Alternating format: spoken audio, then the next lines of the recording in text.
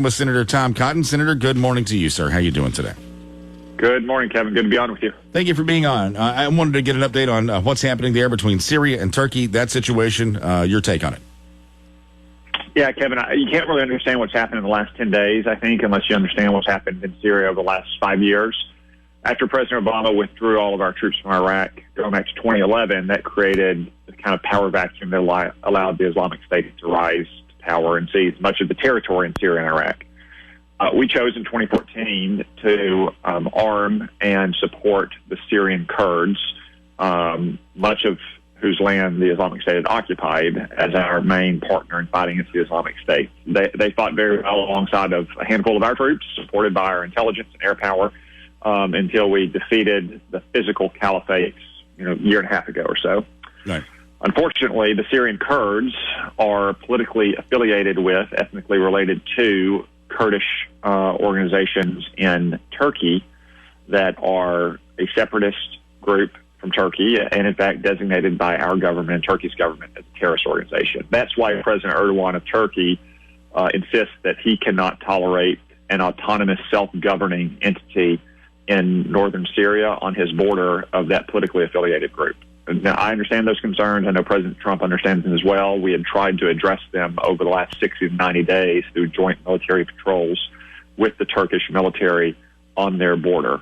Unfortunately, President Erdogan has been saying for about 2 months now that he was going to conduct this operation, and he gave certain assurances, I gather, to the president weekend before last about the security of ISIS prisoners and the prevention of civilian casualties. He hasn't lived up to those assurances.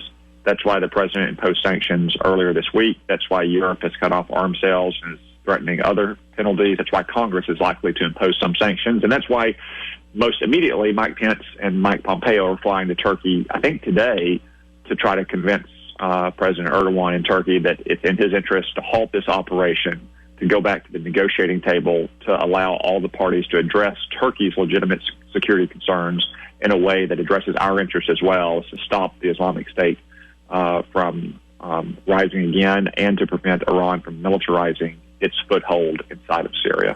Senator Tom Cotton, the word that I'm seeing this morning, and I'm seeing it from a few sources here, is that President Erdogan is saying that he will not meet with Mike Pence or Secretary Pompeo. He will only talk when Donald Trump comes there to talk to him about that. A question on this whole situation, too. If we knew that Turkey had this plan, if we knew this is what Turkey was going to do, instead of negotiating after the fact, why weren't we sounding the alarm? Why weren't we negotiating with Turkey before all this military action took place? We have been, Kevin. I know it wasn't a front-page news story until 10 days ago, but this is not a secret. This is not highly classified intelligence. This is not something that we only know because we can see troop movements inside of Turkey. This is something that President Erdogan has been saying in public in Turkey for a couple months. In fact, he said that when he came to the UN General Assembly in New York in late September, he was going to make one final request to his NATO partners to address these concerns. So it's something that I know the president and Secretary Pompeo have been working on for a couple months, that our military has been working on down at the working level to try to establish a security zone on the border that addresses Turkey's legitimate security concerns, while at the same time protecting our interests in preventing a return of the Islamic State and Iran from expanding its foothold there. He acted in a hasty, rash fashion. I got to say, Kevin, unfortunately, that he has a history of acting in a hasty and rash fashion, both on international security matters, but also in his own domestic politics. I hope, though, that the reports you see are overstated, or I hope that he reconsiders. I know that the president continues to speak with him on a regular basis, and obviously Mike Pence and Mike Pompeo are traveling there as the president's personal emissaries.